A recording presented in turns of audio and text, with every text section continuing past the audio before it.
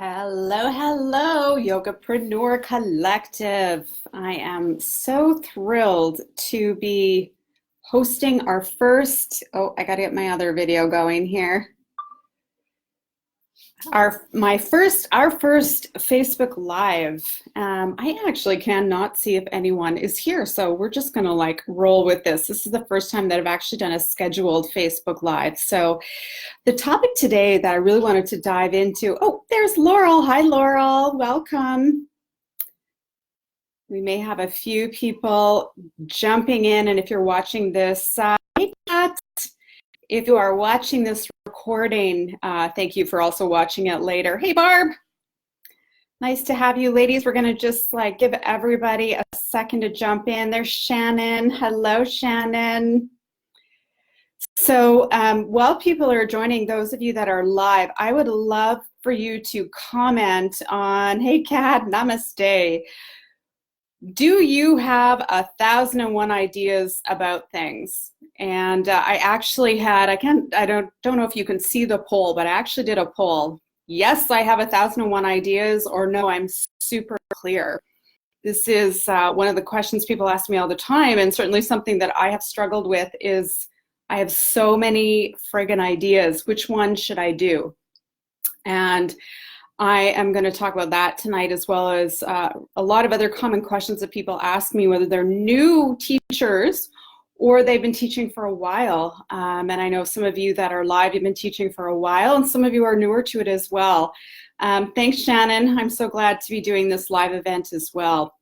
And remember that this is also interactive. So those of you that are watching live, as I go through, I'm going to pause at times and ask you questions. Shannon says, yes, she has 1,000 to 10,000 ideas. Yeah, I hear that one. Hey, Beth, nice to have you. So again, we're diving into like, how do we know if we're doing the right thing? And if this is a question that resonates with you, just type yes. I have this question. Yes. How do I know if I am doing the right thing? Obviously, if you're here, you're interested in knowing the answer. But I'd love to hear like, yes, I need to know if I am doing the right thing.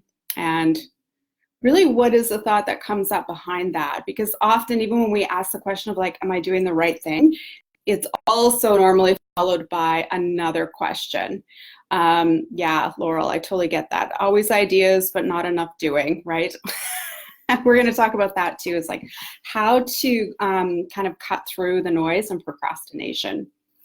So let me dive in really into answering, this question. And it comes down to, hi, Jennifer. It comes down to really a couple things to think about and to actually really be with. So I want to lay it out on the line to you all. And many of you have known me for a while. And even if you're new to my world, you know that I'm pretty much a straight shooter, because I don't think you have time for bullshit in this life. I really don't. I think that we're on this earth for a limited period of time. Hey, Tasha. And it's really to be like, okay, we need to cut through our own internal crap. And I say that with love, and find the teachers that can help us cut through that as well. So why is it that at times it can feel like, gosh, I have 1,000 ideas. I don't always feel like I'm taking action on them. I don't know if I should be doing anything, what I should be doing. I have a ton of self-doubt, and even sometimes like not knowing, hey, Chelsea, not knowing like, is there someone out there? Why are we not getting support in this? And here's the thing. Most of us are lacking something very foundational, and it's not really our fault, but it's really, really something to consider. I took a really deep dive into this in the early part of this year, which I'm going to be writing a lot about in this collective, but in my other businesses as well. And it's called this. It is called self-trust. Self-trust. Now, what self-trust really means is my ability, one, to pay attention to literally what's going on inside of me. Now, if you're in this collective, you have obviously a background in yoga or consciousness meditation, maybe neuroscience, maybe mindful movement. So in many ways, we're well ahead of the general population that's literally walking around with no idea that they actually can be observing themselves. But it's also to say that many of us, and I think that I'm safe in saying that almost every human has had experiences in their life, whether they were traumatic experiences or just experiences where their feelings, their ideas, their body was not acknowledged and not validated. Most of the time, these are experiences that happen very young in childhood. And it can really be as simple as, a teacher, a parent, someone in the clergy that just kind of tells you that what you're thinking or feeling is ridiculous, inappropriate, or overly emotional, whatever the label was. Now, I want you to think about that. Think about a time in your life where you can actually recall either your parents, someone in your family, a teacher saying to you something where they really disvalued what you had to say. And this isn't to blame them. It's just to be like, yep, there was a moment in my life where I shut down my internal guidance system, even for a moment. I remember being really young and I grew up in a really toxic household. And my mother was always like, if you weren't so emotional, then we'd all be okay. It's really you're the problem. So as a young person, it's not to blame my mother, but as a young person, I had this sort of like, oh, fuck, I can't trust my emotions. I'm seeing abuse. I'm growing up in something that feels wildly inappropriate. And yet I can't trust what I'm feeling here because this adult who I respect and trust is telling me that it's my internal guidance system that's off. You with me? So you don't have to tell me necessarily what your experience was, but type in the comments if you have had an experience in your life where you're like, oh yeah, I totally had a moment where my parents, my teacher, whoever said like, it's you can't trust your emotion or you can't trust your desire. That's another thing that we hear a lot. I coach a lot of women to really get in touch with what they want and to get in touch with their desires. I don't mean just sexual desire, though that's a huge potent energy. I mean, just like, what do I want in my life? Because often as children, we were told, you can't have that, you're greedy, you're inappropriate, money doesn't grow on trees, the world doesn't revolve around you. And that's a message to shut down desire. So is this resonating? For sure. Jennifer says, yep. So it's to acknowledge that, we all pretty much had experiences where at some point in our life, either our desire, our emotional guidance, or even like our internal thinking in some way was disregarded by somebody that we respect and admired.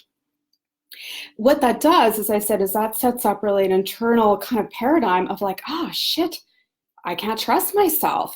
And if you grew up, like many of us, in like crazy making, trauma, abuse, toxic energy, or with narcissists where sometimes they were up and sometimes they were down, it really sets up a dynamic in your brain, even your body, of like, I don't know what's real here. And you're just a young person, so we're trusting the external world. Now, this is why so often later in our life, we actually have issues with knowing what we want and feeling like almost like guilt and shame about that. But then we also have moments where we're like, I don't know what I should be doing here. And as I said, it really comes down to self-trust. So part of our journey, I think it's really powerful. It's really a great place to be like, I struggle with this at times. Now I know like what to do with this. When I really discovered this, I really started to look at like, what's going on in here? Like, why do I have to like think about things, or why do I have 1,000 ideas and I haven't acted on any of them? And it really was to really see that there were moments in my life where I felt I couldn't trust myself. So then, knowing that, I'm a huge teacher of like making the unconscious conscious, knowing that, then you can say, okay, what's really going on here? What's really true in this moment for me? And here's now I want to segue into, hey, Jan, I want to segue into like, well, what are the questions that we actually ask ourselves? So we understand this is a really foundational teaching, and not a lot of people are actually talking about self-trust and our ability to actually just really see what comes up for us as individuals. So I want to do a whole series on self-trust, but tonight I want to also make sure that I answer the questions that I said I was going to answer. So to really begin to examine, where do you doubt yourself? Why do you doubt yourself? Why do you have these moments of just wondering if your thoughts, your emotions, your desires, your needs, your vision, even that spiritual essence moving through you, to really acknowledge that probably almost every human on the planet at one point in their life, and usually repeatedly in their life, has been told and shamed, in fact, in having that kind of connection. So we need to first off acknowledge that, you know, we have had moments in our life in childhood where we're disconnected from our own internal mind, body, spirit, essence. And then to not stay in the place of pain around that, but to acknowledge that and then say, now from this place of spiritual adulthood, what do I want to do? And here's where the questions that I ask myself, and a lot of the, you know, coaching that I do with private clients, I help them really unwind this. And I want to give you these questions. The first question is, what is just in my awareness right now? Now that might sound really obvious to you, but I have to tell you that there's stuff in my life that I'm like, oh fuck, I totally wasn't paying attention to that.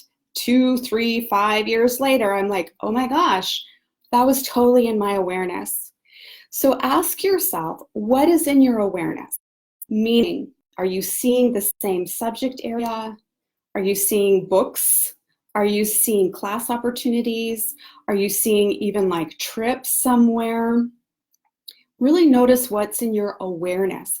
So let me give you an example. Recently, I launched a new class, what's launching this fall, called Goddess Strong. And that really came out of, yes, I have a passion for the divine feminine. I've been teaching about this, writing about it for almost 20 years. I'm very passionate about, you know, women's strength and empowerment, beauty, sexuality, but it never occurred to me to do a class on that. Until I was, until really someone said to me, gosh, do you do these teachings? Do you do these teachings? And my initial reaction was actually to just dismiss that. No, I don't do that. You know, that's not what I do, da, da, da. And then I had another person ask me this. And then I had a book literally fall off the shelf that was Shakti. And I thought, this is really interesting. I need to pay attention to what's in my awareness. I need to be paying attention to what is coming up for me. So when we get off this, or as you're watching this, if it's a recording, write down like literally what's coming up in your awareness. Are you seeing things again and again that you might even be dismissing? I recently had a teacher come to me and she's like, everywhere I go, I'm getting this like download about crystals, like crystals. I said, you might want to pay attention to that. The universe is probably trying to give you some information on what you're actually here to serve and to share. So pay attention to what's coming into your awareness. And you may not even be aware that it's in your awareness, but take a look around and just really consider that. Another example is, many of you know, I'm doing a retreat in Italy this fall. Italy was not on my radar at all.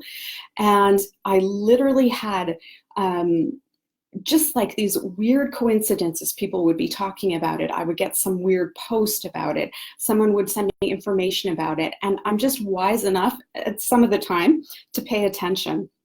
And so it all happened really magically. So first thing that I want you to do, really pay attention to what's in your awareness. Now, the second thing is to really ask yourself, what actually is burning inside of you? And don't tell me that there isn't anything, because I know that there is. There's things that I'll be launching this fall that are burning literally inside of me. But here's the thing that often comes up. The thing that we're just like burning to share with the world is often also the one that comes with a ton of excuses. What will people think if I talk about that? Do I have enough authority to talk about that? Who am I to talk about those things? I don't know what the fuck I'm doing. How would I get started? All of this kind of stuff. So it's to really notice, what is it that I really want to talk about? One of the things that I really want to talk about is women's sensuality and sexuality. I'm going to start talking about that a ton this fall. But when I thought about it earlier this year, I was like, oh, fuck, I don't want to talk about sex. I don't want to have to talk about the divine feminine and sensuality. And I had to be like, that's just my fear. That's an old school thinking. That's a fear of being judged, etc. Totally normal, by the way. So if there's a burning desire in you, whatever it might be, and you're like, oh, I really want to do this, notice what the excuses are that follow it. And, I would love for you all to just write in the comment box, what's one excuse that's coming up for you? Because we have to make the unconscious conscious. What's one excuse? Does it feel like too much work? Does it feel like you don't know where to get started? Maybe like me, you're like, oh my God, I totally feel triggered talking about those type of things, or what will people think about me? And again, we want to take these little gremlins that live in our brain and just kind of put them on the table and see that they're actually not that scary. I'm going to tell you what to do with them in a second. But again, really notice what is the thing that if I wasn't worried about what people thought, I wasn't worried about making money, I wasn't worried about getting it wrong, there's a thing that all of us would do. There is, for sure. There is a burning desire in all of you. And I want you to really notice that, write that down, and then notice what are the excuses where I stop myself? And then to just put those excuses on the table and just see them. And then you do this, you ask, what's really true here? What's really true? Is it really true that you need to know everything? Is it really true that it has to be that hard? Is it really true that people are going to judge you? Some people will. So what? Are you going to, you're not going to die from that. So it's to acknowledge these things and really, as I said, put them, right out on the table. Tasha says, I'm going to get even busier than I already am. And I already have too much to do. And that's a big one for sure. So the thing with all of this is, I'm actually going to speak to that in our third point here. So let me just review again. The first thing that we want to, how do we know what we're supposed to be doing? This is really the question of the hour, the question of the half an hour. The first thing, as I said, is to really acknowledge that we're often dealing with fear and our own self-trust stuff. So that's like the bonus teaching, get super clear and present on that. And then pay attention to what's in your awareness, because that is absolutely the subconscious, the universe giving you information. Follow that. The second thing is really get clear on your burning desire. And along with that, what the excuses are. Because the excuses, whether it's overwhelm, not enough time, I don't know what I'm doing, etc., are really just the old pattern, that old pattern of fear, of self-doubt that's sabotaging you. And so then it's to really decide, do I want to follow my passion or do I want to follow the excuses? I mean, those are literally words that I use with myself. And then here's the next part, and I love Tasha's comment about, I already have enough to do. We need to call in what is called the law of sacrifice. And this isn't like some weird Cain and Abel thing. It's literally a universal law. And there is some truth in Tasha's question about well, if that's what I'm here to do, or I add this to my plate, then what? The law of sacrifice literally simply states that you must sacrifice, meaning let go of something of lesser value in order to call in something of higher value.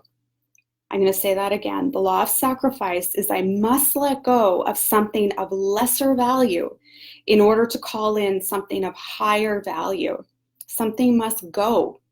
So ask yourself right now, what in my life am I making a priority that I've been putting my focus on that really is no longer in line with what I'm here to do? If I really stood in that place of knowing what my desire is right now, my passion, what would I need to just let go of? Then it can become really just almost like a black and white exercise. And do you need to get some support? Do you need to change some patterns in your life?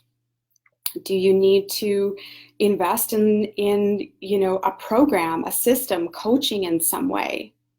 What's actually a priority? So one of the things for me, as I said, is that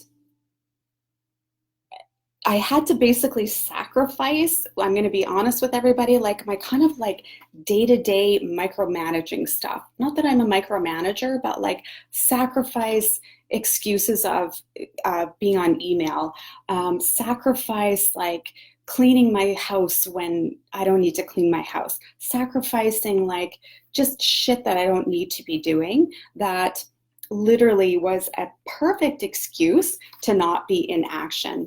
So ask yourself, what can you actually like just sacrifice in your life? And sometimes it's actually like something that you're teaching. It's something that you're spending time doing, that you maybe even have been doing it for a long time. You might even have success in it. But ask yourself, is this serving the higher purpose? Is this serving what's coming through you right now?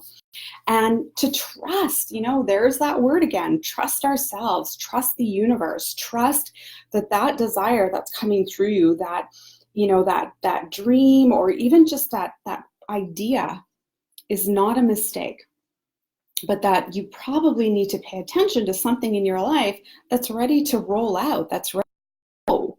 And we have to be courageous enough to actually let go of that. So I want to look at some of the other excuses. Yeah. So this is another one. Shannon and a couple other people have also mentioned, who am I to do that? And I totally get that. This is the eternal question of never having enough authority. I'm going to give you a line, and I don't know who said this. It could be Beyonce. I could be making this up in my sleep. It is literally, in this day and age, authority is not given, authority is taken. Authority is not given, authority is taken.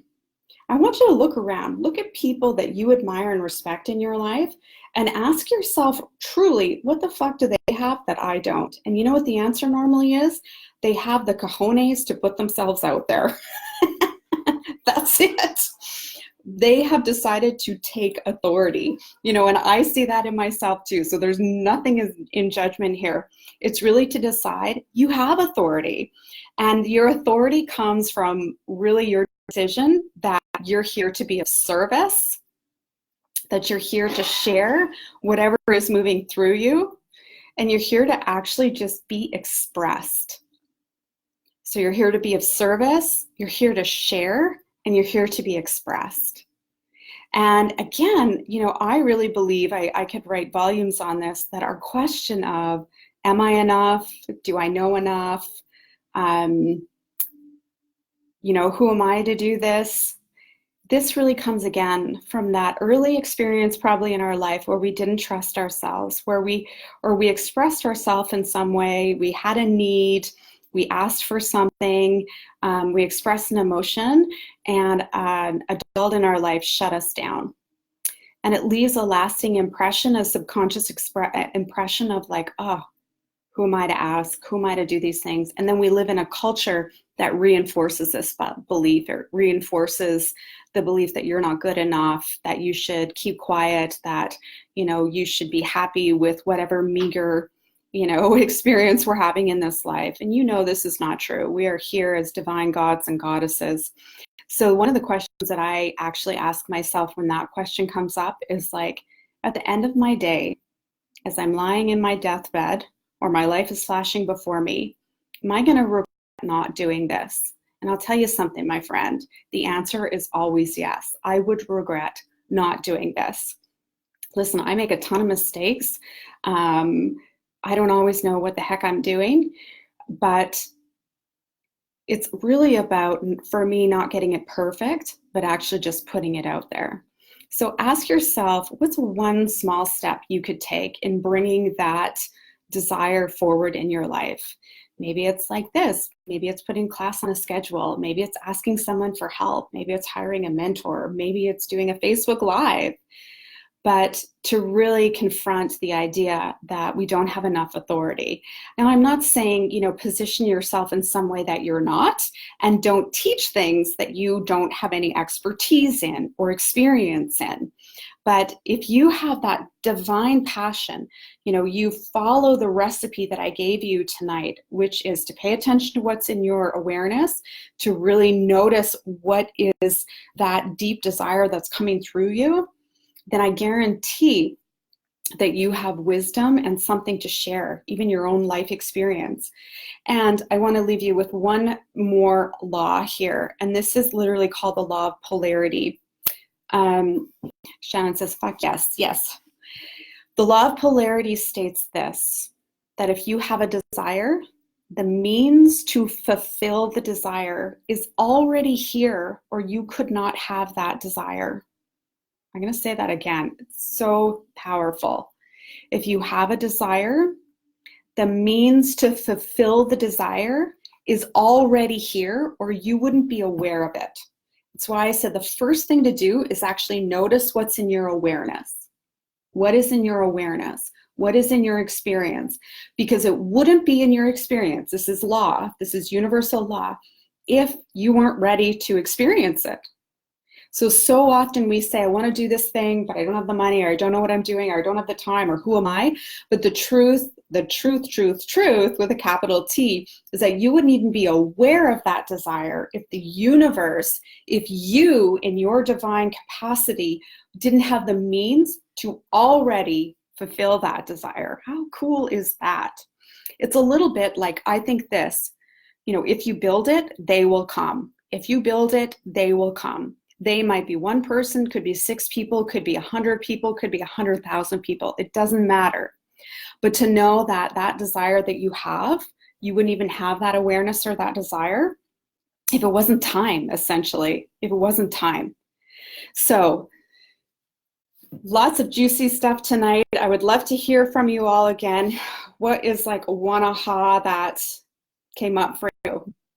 You can type it in the comments. Hi, Krista. It's lovely to see you. Well, I kind of bring this to a conclusion. So again, what we talked about tonight is really to understand this idea of self-trust. And I'm going to write more and talk more about this, but to really know that the deepest journey, the most powerful journey that we can be on is to begin to really trust ourselves again. And we're so blessed because if we're in this group, we're already on the path of consciousness. And so it's to really to notice in your life, when in your life were you, basically broken from that, where there an adult in your life told you not to trust your emotion, your thoughts, your desires, and to just really see that and start to claim back that trust again in your life. And by the way, one of the ways that you claim back trust for yourself is you start doing what you say you're going to do. Yeah, you got to start doing what you say you're going to do. So if you're like, I want to put this class out there, or I want to take my next level teacher training, or I want to do a Facebook Live, or I'm going to do a post of whatever, you just got to start doing it. And you'll actually start to trust yourself more and more, start to make decisions, in other words, put it out there, and you'll see. And even if you make a bad decision, there's really no bad decision. You just make another decision. So self-trust. Then I really answered the question of like, how do I know what the heck I should be doing? And that is to really notice, again, what's in your awareness. The second thing is, what is that burning desire inside of you? Notice the excuses, make that unconscious conscious. And then to really use the universal laws. To look at, there's many universal laws, but the 2 I mentioned tonight are the law of sacrifice. Look around your life and say, what needs to go? What have I been loyal to that's no longer, working for me? And get like really like Marie Kondo about like cutting that shit out. And then the next thing that I talked about, this is like, I literally love this law, nurture it every day in my brain, is the law of polarity, which is the desire, the awareness, that which is coming through me. I can't have that without the means to fulfill it already being here. So if it's training you need to take and you're telling yourself you don't have the money, it's bullshit. It's already there in your life. You just can't see it. If you're like, I want to put this class out there, but I don't have enough authority, or I don't know how to do that, it's kind of like it's BS too. It's like shifting into, what do I know? What can I do right now? If you're like in the place of overwhelm, then you have to say to yourself, what in my life can go? Where can I ask for help? How easy can this be? How much fun? So I hope that that was helpful. These are never scripted. I literally just let this flow. So Shannon says that she loved authority is taken. Totally. Authority is taken. If you need to, put that on a Post-it note, on your whiteboard, whatever it might be. Authority is taken.